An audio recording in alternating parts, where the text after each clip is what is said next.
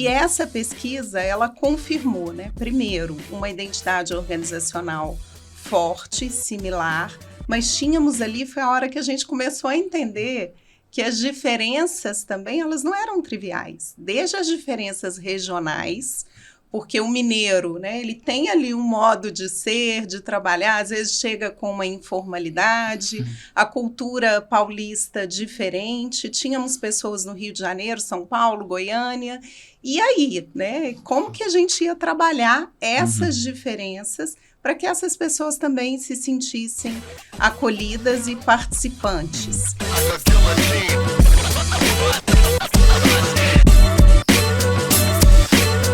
Oi pessoal, sejam bem-vindos. Eu e o Gédison estamos recebendo o Eduardo e a Rúbia para essa conversa. E olha só, super interessante o fato de que vocês estavam lá até ontem, né, em duas empresas diferentes. A segunda empresa do setor, o Fleury, a terceira empresa do setor, Pardini, e hoje vocês estão juntos. Vocês competiam e agora vocês são colaboradores, né? Estão no mesmo departamento, inclusive recursos humanos. Sim. Me fala um pouco pra gente, então, sobre essa união entre Fleury e Pardini. O que motivou? Legal, bacana. A gente até gosta de falar sobre isso, né? Porque é um negócio que deu muito orgulho pra gente.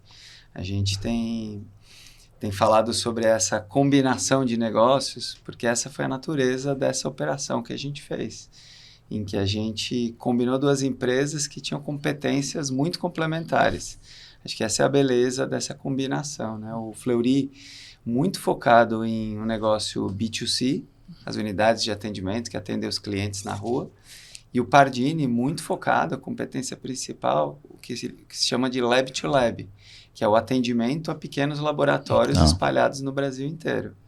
Então, são quase 7 mil laboratórios que o Pardini atende, tem uma competência logística e regionalmente também. São 7 mil pessoas também, não é isso? Que o grupo Pardini tinha, o mesmo número. 7 mil laboratórios que atendiam, 7 mil pessoas. Era uma pessoa por laboratório. Uma pessoa para cada laboratório. Não, só que legal. Não.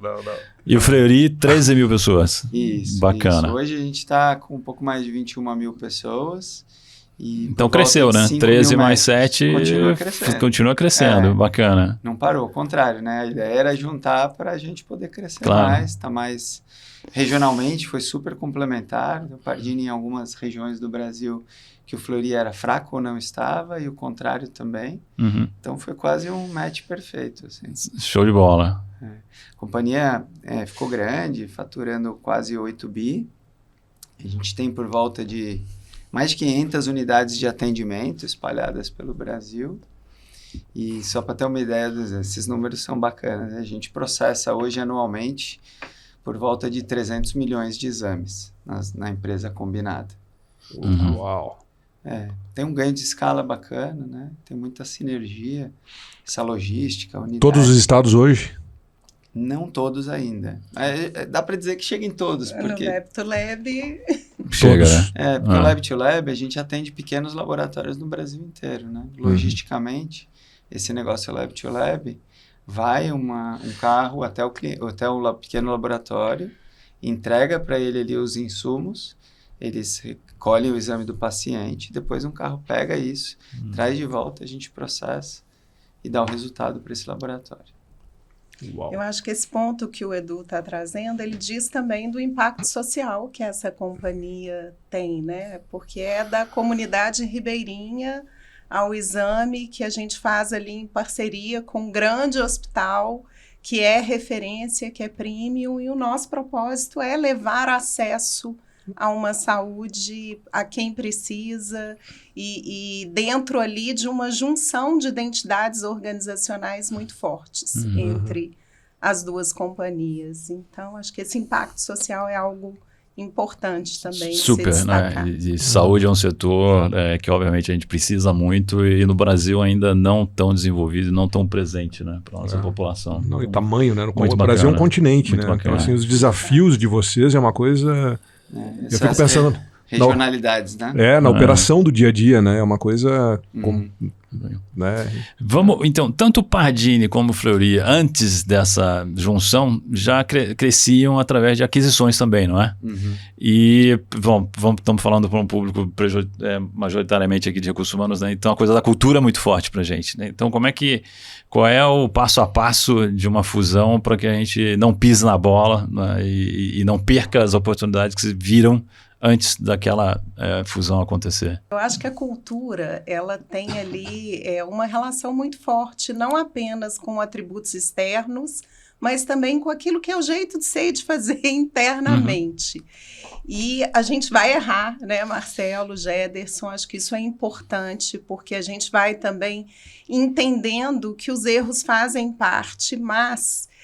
o que eu percebi, né? Tanto em Pardini e agora com essa experiência maravilhosa da junção de duas grandes companhias, existem pontos que a gente não pode negligenciar. O primeiro deles é o preservar valor, e isso tem a ver com entender, via um bom diagnóstico, o que é valor, quais são os atributos de cada uma dessas culturas e onde que elas se encontram nessa junção. Nesse processo, eu acho que a comunicação é algo também fundamental, e aí quando entra uma empresa nova, quando a junção acontece, né, a gente precisa traduzir para as pessoas o que é essa junção.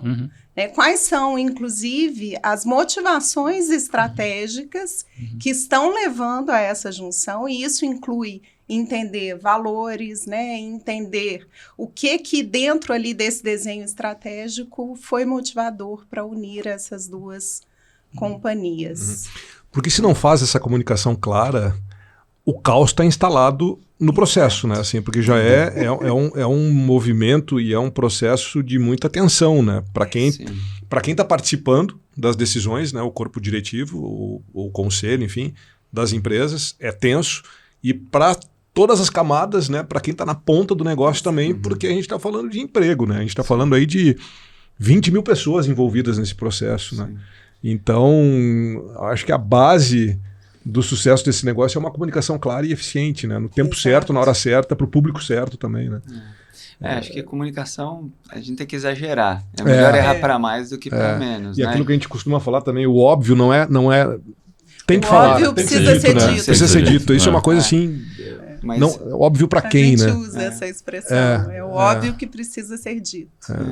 E para esse ponto que você está trazendo é interessante, porque você pega duas companhias, Fleury com 98 anos de história, Pardini com mais de 60 anos de história. E cada um deles já crescendo através de aquisições, né? Então, tem um jeito já de operar e de fazer integrações quando você vai e faz uma aquisição de uma empresa menor, né? Você já planeja ali o que você quer levar. Geralmente, você leva mais os processos da sua empresa para integrar na outra. Tem sempre um cuidado de entender a cultura, o diagnóstico. Isso vale para qualquer integração. Mas tinha um jeito de fazer. E, de repente, a gente está jogando outro jogo, né? São duas empresas, como o Marcelo falou no começo, muito grandes. Cada uma com essa história, com seus processos super estabelecidos, e duas empresas de sucesso. Então, você precisa explicar. Por que você vai trocar algo que está funcionando bem, que já está dando resultado? Né? Então, a gente precisa que todo mundo entenda o que é esse novo sonho. É uma nova empresa. Não é A, não é a B, é C. E nós vamos construir junto. Só o fato de vocês dois estarem sentados aqui lado a lado, eu já acho super interessante. Assim, do tipo, a gente chamou as duas pessoas responsáveis pelo RH das duas empresas. Né? Você, Eduardo, com praticamente 10 anos de Fleury, e Rúbia com 22 um pouquinho mais. 22 anos de Pardini. Então, assim, vocês são a cultura viva dessas duas organizações nesse momento, né? Então, assim, e continuam e estão trabalhando juntos. Isso é simbólico, né? É simbólico demais. Poxa, isso. E a cultura é feita de símbolos. Exato. Boa. Né? Vocês são os oradores dessa comunicação, né? Mas eu acho que talvez... Muito bacana. O que você falou é interessante, assim, esses pequenos símbolos, todos eles foram pensados ao longo estão sendo ainda. Né? A gente pensou com muito cuidado em tudo que a gente comunicava, como comunicar, estava falando de comunicação. Então, desde o começo, como a gente conecta as duas marcas para que todo mundo se sinta representado. Né? Falamos muito com a liderança sobre como falar, né? Porque é o natural falar nós e eles. Porque lá era assim, aqui é assado. Não, como a gente começa a falar juntos como uma equipe, e não adianta, isso não é uma chave, um botão que você aperta, né? Leva tempo, então a gente tem que falar sobre isso. Isso foi uma coisa que foi acontecendo ao longo do processo. E essa preocupação de ter representatividade das duas empresas teve a ver com tudo que a gente fez ao longo dessa... Não é à toa que o nome que a gente chama é combinação de negócio. Se você quer combinar, você quer o melhor das duas partes. Isso também fala sobre as pessoas que estão nas duas organizações. Quem são os talentos que estão nas duas organizações e que a gente quer combinar? Essa combinação do melhor das duas partes tem que ser uma conversa muito sincera também, né? Porque eu já vivi, né? E a experiência é minha mesmo, né? De escutar essa conversa, né? Esse discurso. Fusão entre iguais. E no final das contas não era. No dia a dia não era. Né? Tinha claramente uma empresa compradora que ditava as regras e tomava as decisões. E é a maioria dos casos, né? Sim. É difícil, Certamente. Então fala mais assim do detalhe, do passo a passo dessa combinação de vocês. Tá bom. Vou começar e daí eu passo para a Ruby. Legal. A gente, ocasionalmente, essa semana a gente teve um encontro de líderes, né? E é muito bacana ver isso agora. A gente faz Quando que foi o dia 1? Só para a gente colocar no tempo. Assim, eu tô com isso fresco porque a gente apresentou semana passada para a liderança. Agora a gente olha 300 pessoas, os líderes das companhias combinadas. Mas o signing da operação aconteceu em junho de 2022. Tá. E por conta de sermos já relevantes no mercado, teve todo aquele processo de aprovação do CAD. Então, o closing só veio 9 meses depois. Uma gestação. Então, foi... Exatamente. Estamos falando de saúde. Mais símbolos, né? Mais símbolos. Nasceu. Então, nasceu ali em abril de 23. Então, a gente teve 9 meses de planejamento, que foi ótimo. Sem poder conversar, né? Sem poder conversar. Aí, para isso, existe um mecanismo que eu só aprendi agora, com essa primeira experiência com isso. Tem um mecanismo chamado Clean Team, que é autorizado pelo CAD. Você pode estabelecer esse time que vai ter acesso irrestrito à informação das duas empresas. Só que esse time tem que estar fora da operação. Porque se o CAD depois não aprova, a gente ainda é concorrente. Então, para ter acesso à informação sensível, você monta um time que vai assinar um NDA, um acordo ali, que ele não pode usar essa informação. E, inclusive, se depois o CAD não aprova, essas pessoas têm que ficar fora da operação por um tempo. Então, a gente montou esse Clean Team com pessoas, né, de várias áreas da companhia. E esse Clean Team planejou a integração. Então, a gente teve 9 meses para planejar para que quando tivesse o Go Live, assim, agora está valendo, que a gente pudesse ser rápido, para já partir para ação, não ter que daí, agora vamos planejar, agora que a gente brincava assim, agora vai cair a cortina, na hora que cai a cortina, que você pode ter acesso irrestrito. Sim. Então, é muito interessante, porque o Clean Team trabalhava com a informação granular e eles podiam consolidar isso para trazer, assim, grandes tomadas de decisão para a gente, com tudo fechado. O que foi um desafio também, né? A gente tinha que tomar a decisão de que caminho a gente queria planejar sem ver o detalhe das coisas. Então, esse foi o processo de pré-integração, né? Um planejamento mesmo, durou 9 meses. E aí, a partir do ano passado, aí a gente fez um ano agora de integração, né, Rubiane? Então, só mais um ponto. A gente organizou essa integração, a gente teve apoio de uma consultoria especializada e a gente se organizou em 9 frentes de trabalho, né, que depois se desdobraram em mais de 60 iniciativas para integração. Dentre essas 9 frentes, uma delas era a frente de pessoas, né, que a gente liderou. Né, tem o Afrânio também da nossa equipe que não está aqui. E a gente liderou a frente de pessoas. E daí acho que a Rubia pode contar um pouquinho de que foi os desafios, o que está dentro dessa frente de pessoas. As outras frentes são finanças, operação, marketing, sistemas, procurement. Exatamente. Esse ponto que vocês trazem, assim, eu acho que é muito bacana, porque, primeiro, eu acho que o planejamento ele foi fundamental. nesse processo, até para que houvesse ali uma clareza de onde queríamos chegar. É claro que nesse processo nós tínhamos também o que motiva uma integração é também a eficiência que pode ser gerada, as sinergias que foram comunicadas ao mercado. Mas como que a gente fazia isso, né, de maneira coerente com a colaboração e com a combinação, que também foi um fator motivador. Então, nesse processo, primeiro, né, eu acho que o diagnóstico, logo que se iniciou, né, que o CAD fez a liberação, essa consultoria internacional que nos ajudou, nós fizemos um diagnóstico detalhado de cultura. Esse primeiro diagnóstico ele foi mais ali quantitativo, não tão qualitativo em termos de perguntas abertas. E o que essa consultoria nos trouxe foi, olha, a gente nunca viu gráficos tão próximos. Uau! Porque os desenhos foi impactante, né? Na hora que... Eles assustaram, né? Tanto na cultura instalada quanto na cultura desejada. E isso trouxe para nós chamávamos de termômetro da integração. Deu um calor no coração, né? Deu um calor, porque a responsabilidade também é muito grande, porque quando a gente tem ali uma percepção que está tudo muito parecido, isso pode nos dar a sensação de que a gente não precisa fazer nada na gestão da mudança. Então a gente não pode também... Eu tive a reação acomodar, oposta. Né? Eu tive a reação oposta. Assim, do meu calor no coração? Eu pensei... na espinha. Não, eu pensei... nossa, tá mais fácil. Então, cara, tem que dar muito certo isso agora, né? Mas as diferenças não eram triviais. E aí, eu vou chegar lá, mas nesse processo, né, quando a gente começou a atuar, inclusive interagindo com essas outras frentes de trabalho, houve ali um trabalho de design organizacional, de entender o que eram aquelas cadeiras, né, que eram espelhadas, e fazendo ali um novo desenho de maneira colaborativa com todos esses executivos também que estavam participando do processo. Então, o planejamento ele foi fundamental, porque ele trouxe ali uma clareza maior de cada uma das estruturas, e aí o time já tinha ali uma apresentação da estrutura combinada, que trazia também para comitês e para fóruns essa discussão, olha, né, no momento em que formos fazer, né, um processo de combinação, de sinergias, qual que vai ser essa estrutura que a gente vai assumir a partir de agora?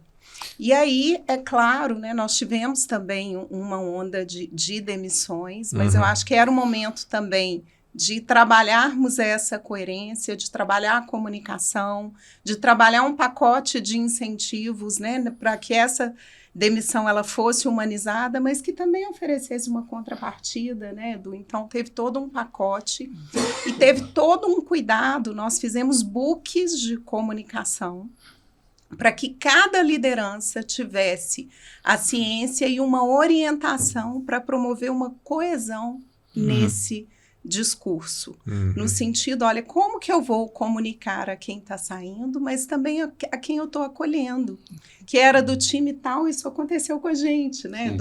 Eu tinha antes um reporte a uma liderança, logo que houve ali a virada, né, eu passei junto com a Frânio a compor o time do Edu.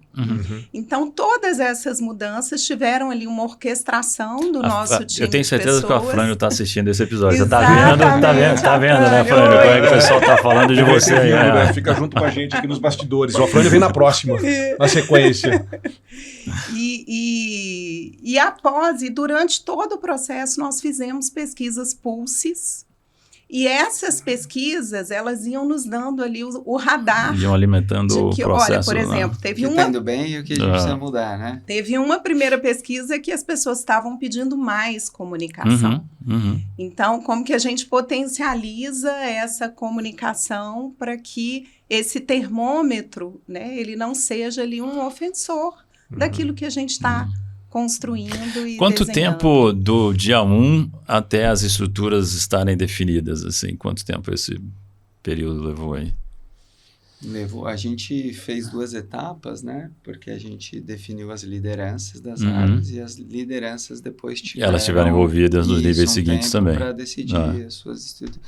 quem seriam as pessoas da sua equipe. A gente preparou, inclusive, materiais com informação de todos os times, avaliações anteriores das duas companhias, tudo que a gente tinha de informação para que o líder pudesse tomar uma decisão, né, embasada.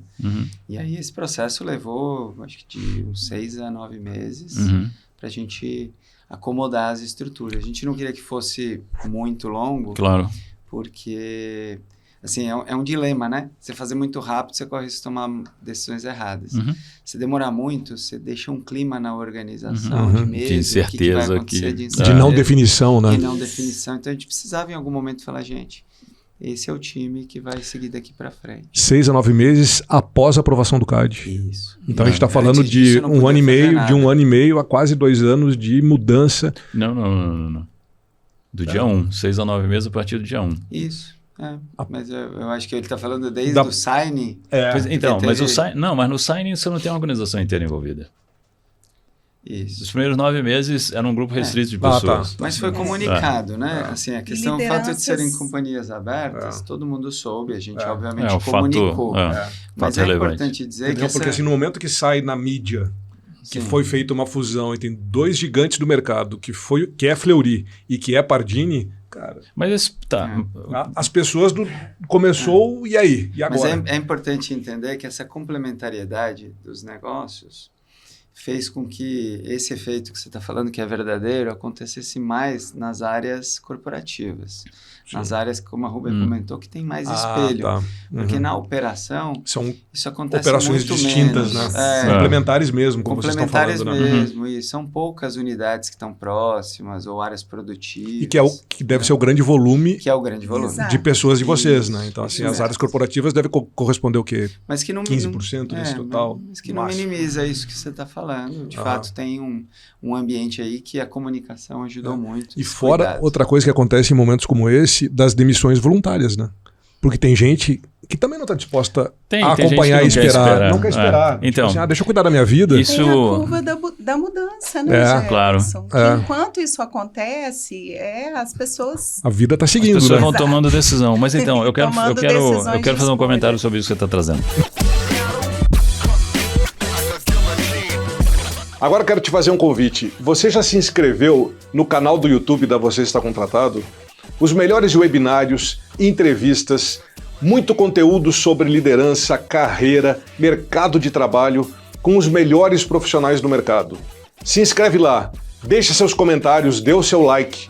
Isso nos ajuda a buscar mais conteúdo e levar para você o que de melhor tem no mercado de trabalho. Espero o teu comentário por lá. Porque a gente trabalha como mentor na Top 2, né? E eu, pelo menos, aí na experiência minha, muita gente dessas empresas que tem a plataforma, né? Que tem a gente como possíveis mentores, né? Que vem me procurar, muita gente vivendo situações de fusão, de compra, de venda, de spin-offs, etc. Alguma reestruturação organizacional. E a pessoa vem me falar, como é que eu vou para o mercado? Aí eu pergunto, por que você quer ir para o mercado? Aí ele fala desse momento todo de incerteza. Aí eu viro para ele e falo, em quantas vezes na tua vida profissional você vai ter oportunidade de experimentar uma situação de fusão entre duas empresas, como a que você está vivendo agora? Se você sair para o mercado agora, você tá, visão minha, tá? Você está correndo, você está fugindo. Fica e tira o melhor proveito que você pode tirar dessa situação. Aprenda muito, invista o que você tem e o que você não tem neste momento para fazer essa fusão dar certo, muito certo. E depois, daqui a um tempo, se você não está feliz com o resultado, você vai para o mercado, mas você vai ter uma história sensacional de trabalho, de resultados e de aprendizado pelo qual você passou. Raríssimos momentos como esse, né? De uma fusão de duas empresas desse tamanho e que a gente pode aprender demais com isso. Então, Falou tudo. assim, não é? E Mas aí, no final da conversa, as pessoas me falam, Marcelo, eu não tinha pensado dessa maneira e tal, e gostei de algumas coisas. Dói, a pessoa Claro, tem a dor, o mas sofrimento. crescimento e aprendizado Dói, né? assim. Vou botar né? lenha nessa fogueira do Marcelo agora. Bora lá. Porque essa plataforma é uma plataforma de mentoria para liderança, né? Para líderes. Geralmente são líderes que chegam para conversar Sim, com a gente, é, né? A Mas maioria... descendo um nível dessas pessoas que estão envolvidas nesse processo também, Tem gente que não quer correr risco. Ah, mas mais ainda, fica, cara, é jovem, tem tempo, tem lenha jovem, tem conta para pagar, tem família para sustentar, enfim. Mas é muito complicado. Ok, todo mundo tem a sua situação. Cada um com a sua tá. situação. Exato. Mas é uma oportunidade enorme. Cada um... Até de acolher a escolha das pessoas que não querem. Exato. Imagina a quantidade de gente que não procurou vocês para ter essa conversa. Quer sair, Mas, sai. gente, Quer sair, sai. gente que saiu. Olha o tumulto aqui na nossa gravação do podcast. Aí quando mexe com coisa que faz sentido, assim, é isso, né? A gente se anima de falar. Mas se aconteceu, aconteceu sim, e acontece, faz parte da vida corporativa. Mas isso que o Marcelo está falando, a gente falou muito, né? Porque a gente falou muito nessas comunicações e com as lideranças.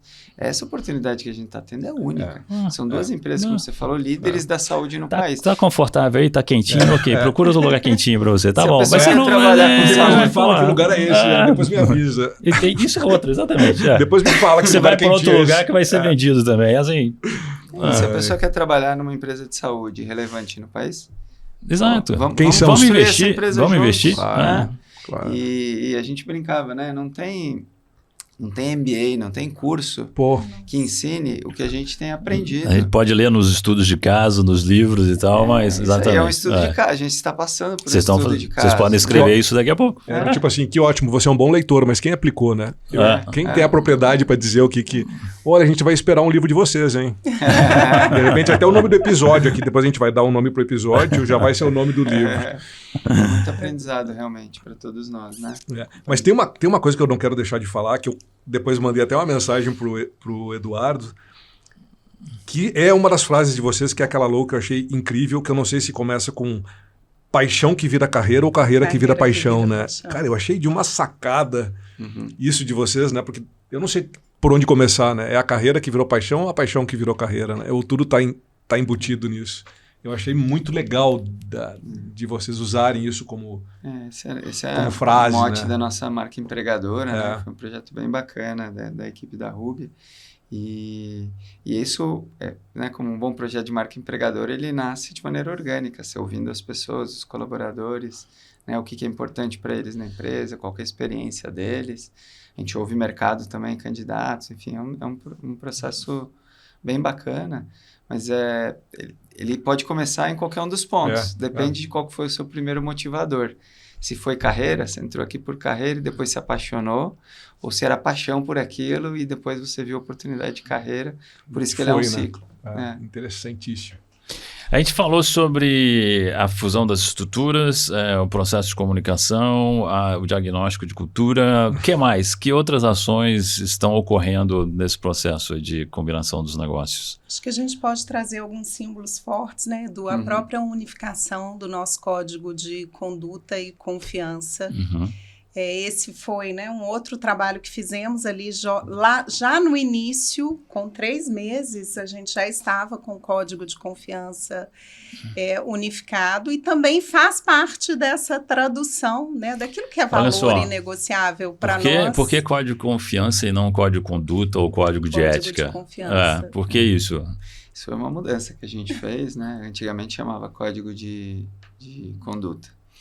E a gente entendeu que o que a gente está pregando ali são os valores da companhia. O que a gente espera, o que é inegociável e como a gente espera que as pessoas ajam. E a gente, antes de tudo, tem que confiar nas pessoas. Então, quando a gente mudou, a gente inclusive comunicou isso para todo mundo. A gente confia que vocês vão tomar as decisões corretas e fazer a coisa certa.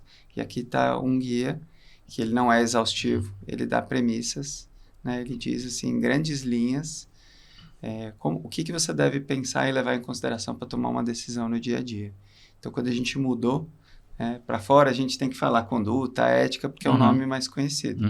Mas lá dentro, todo mundo chama de código de confiança. Legal. Que a gente parte da confiança em todos os colaboradores. Pois é.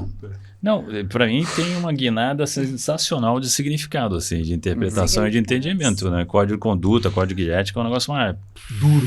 Coisa de comando e controle. Comando e controle. Total comando e controle. E código de confiança é uma coisa construída, né? A 4 mãos, né? Principalmente agora. É isso, a gente confia em vocês. Exato. Olha, lê, entende. Faz sentido, né? Procura, exatamente. Código de conduta, canal de denúncia. Nossa, tudo assim. Muito código de conduta né? ou faça assim, ou tem opressor. consequências, né? O código de confiança é aconchego, né? Você Eu acolhe. acho que diz dessa cultura que a gente está, né, construindo todos os dias e as sementinhas que a gente quer plantar para que elas brotem aí também. Na própria comunicação com a liderança, porque a liderança ela tem um papel fundamental nessa sustentação conosco do dia a dia. O que mais? Nos deu outros exemplos. A Rúbia comentou, por exemplo, que um dos desafios que apareceu em uma das pesquisas foi a parte de comunicação, né? E que as pessoas queriam entender um pouco mais sobre as estruturas da empresa, estava confuso. E aí isso apareceu ali no nosso termômetro. O que a gente faz com isso? Os roadshows. Exatamente. E aí, você quer falar dos roadshows? Comenta um pouquinho. Comenta os roadshows, então. Um dos pontos que veio ali no termômetro, como a gente tinha novas estruturas, a gente tinha também novos papéis e responsabilidades, e as pessoas ficavam perdidas, porque, olha, né, eu era do time do Roberto, né, agora eu sou do time do Edu, e aí as pessoas ficaram sem referência. Eu tenho que entender o meu papel, mas eu também tenho que entender o ao redor aqui também, né, com quem eu falo agora. Organizacional. E aí nós fizemos, né, o nosso time de parceiras de negócio, de BPs, conduziram, até porque elas participaram muito dessas revisões da estrutura, junto com cada liderança, roadshows para explicar aquela estrutura, para explicar papéis, responsabilidades, para trazer, nós brifamos também a questão da própria interação dessas áreas com as demais, porque havia ali um objetivo forte também, e ainda há, né, de que as nossas áreas atuem indo também além dos silos, e trabalhando esses objetivos comuns. Atuação cross, começar a fazer... Exatamente. Bom, vocês também foram fazer tudo junto ao mesmo tempo, né? Do tipo, se é para mudar, a hora é agora, né? E as pessoas sabiam com quem interagir antes, né? Eu tenho claro. um problema X, eu sei quem eu busco, aquela pessoa naquela área, aquela pessoa ou não está ali, ou está em outra área, ou esse papel está... Porque a gente não fez... O novo desenho organizacional ele é diferente do anterior, não é os mesmos desenhos com pessoas diferentes. A gente mudou de fato a estrutura da companhia. Então apareceu, fez sentido, a gente falou, vamos agir. O que a gente faz? Roadshow. Então eram assim, reuniões virtuais abertas, todo mundo convidado, entra quem quer. E o N1, o líder da área, vai contar qual que é a área dele. Todo mundo convidado, entra quem quer. Isso acho que é muito legal e conecta com a coisa da confiança também. Né? Estão todos convidados para a festa. Depende de você. E é convite, não é convocação, né? Exatamente, é convite. E ela fica gravada também na nossa... Para escutar a hora que melhor lhe convém. Exatamente, para criar acessibilidade a esse conteúdo. A indústria de vocês é uma indústria formada em processos e procedimentos também, né? Então, assim, porque é saúde. Eu imagino a quantidade de processos que os colaboradores não têm para ser seguido, né? Tipo assim, você não... Né? Assim, se fala muito hoje em dia de criatividade, de autonomia, de não sei o quê, mas tem que ter muito cuidado também no negócio de vocês, né? Porque vocês estão lidando com fluxo de processo e com vidas, né? Então, isso deve ter sido assim muito pensado e revisado e, né, até colocar em prática, né? E ainda tá. Você não consegue é um sistema vivo, né?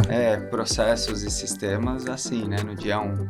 Então, isso é um processo que vai... uma fusão desse tamanho leva seu tempo, né? Leva anos, né? A gente está no nosso plano, inclusive, ainda hoje, essa unificação de políticas e processos. Algumas já foram, que precisavam ir, e tem outras que estão no pipeline. Sistemas de RH que vão precisar ser também unificados. Sistemas como um todo, né? E outro ponto, Marcelo, que eu ia comentar, nós tivemos uma segunda pesquisa, que aí foi uma pesquisa com entrevistas com as lideranças, participaram tanto diretorias executivas quanto diretorias que tinham ali uma permeabilidade e um impacto forte na organização.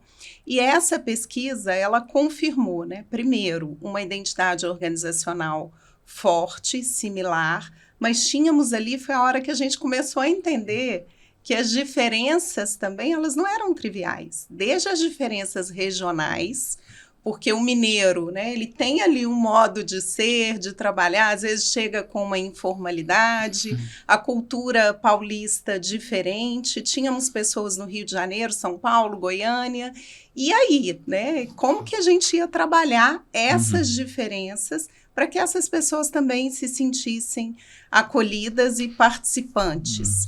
E nesse processo houve também, né, algo que teve ali uma relação com a percepção das duas companhias em relação ao conceito de excelência. Como uma companhia achando que a outra, né, talvez ela fosse excelente e eficiente, mas trazendo uma necessidade de que nós trouxéssemos uma regulação desse conceito de eficiência.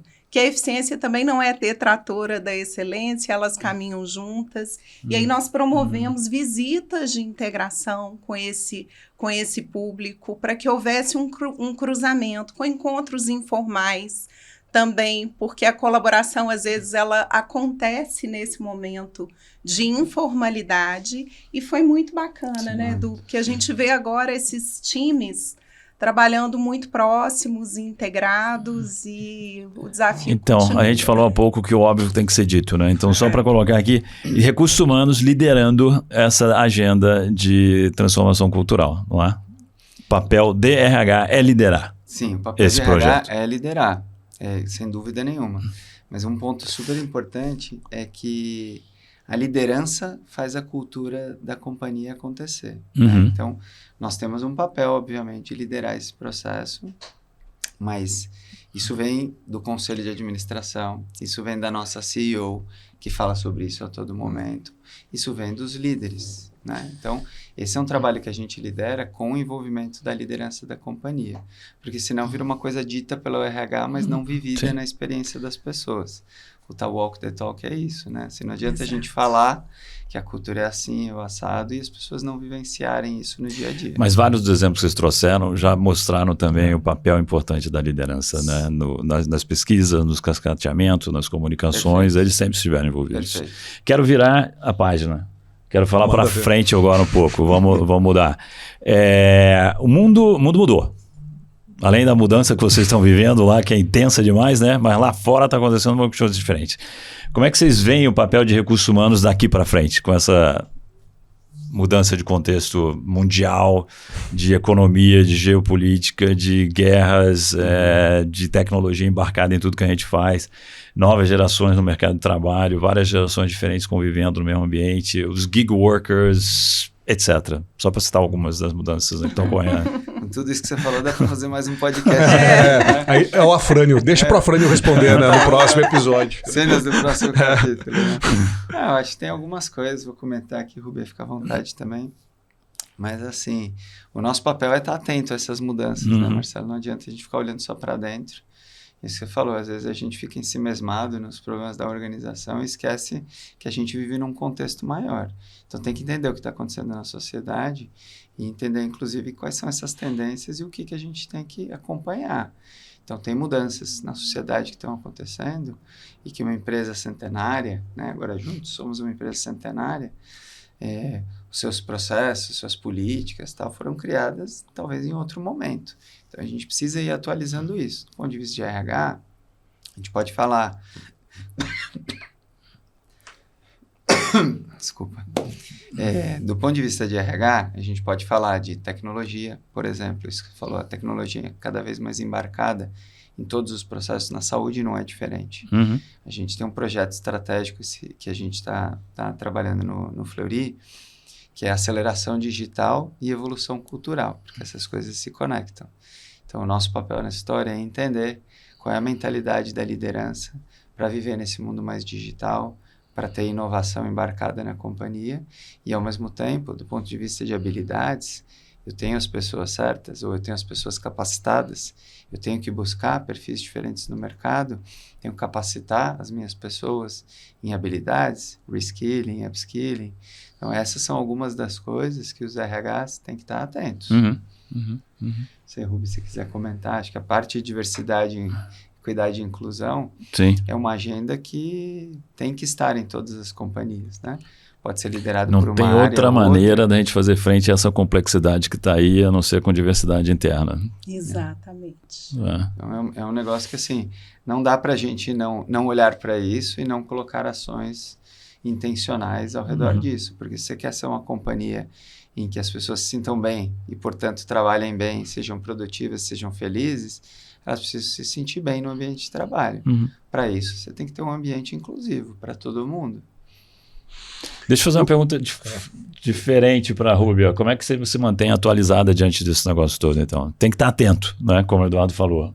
Como é que você processa isso? Eu acho que é um convite para todos nós, essa questão. Acho que o líder, hoje, a liderança, ela tem que trabalhar muito essa questão do conhecimento de si, né? Do conhecimento do outro, de trazer para a agenda do RH. A gente fala tanto hoje de Customer Experience, de todo esse movimento do digital, e por isso que o nosso programa de aceleração digital, ele envolve também a evolução cultural, mas a gente precisa trazer a autorresponsabilização no entendimento de toda essa dinâmica de mercado, e o próprio mercado de saúde, né, Edu, ele muda exponencialmente, assim, a questão de entender, olha, qual que é o mecanismo, como que está a nossa relação com a operadora de saúde, né, o que isso impacta no meu contexto interno, mas também como que eu lido com toda essa organização ambidestra que num mundo rupt que nos exige também uma ambidestria. E essa ambidestria, ela tem uma relação com a sustentação pelo desejo, né, gente? A liderança e o estar também, né, num contexto de saúde, que também é uma escolha, isso precisa ser sustentado no seu desejo de carreira. Bom, protagonismo individual. Né? E vocês, como RH, ocupando esse espaço na liderança também, acho sensacional o exemplo. Agora, para o protagonismo, você precisa se conhecer, né? O ponto que a Rúbia falou, se você entender quais são seus pontos fortes e onde você precisa evoluir à luz do que está pela frente, é um passo para você buscar com protagonismo o seu autodesenvolvimento. Boa. Encerra aí, fecha aí. Vamos fechar então. Mas vocês vivem, né, esse processo de mudança, né? Então, assim, é uma gestão de mudança, é uma gestão de cultura, é uma gestão de propósito. E as mudanças não pararam nessa fusão, né, entre as duas empresas.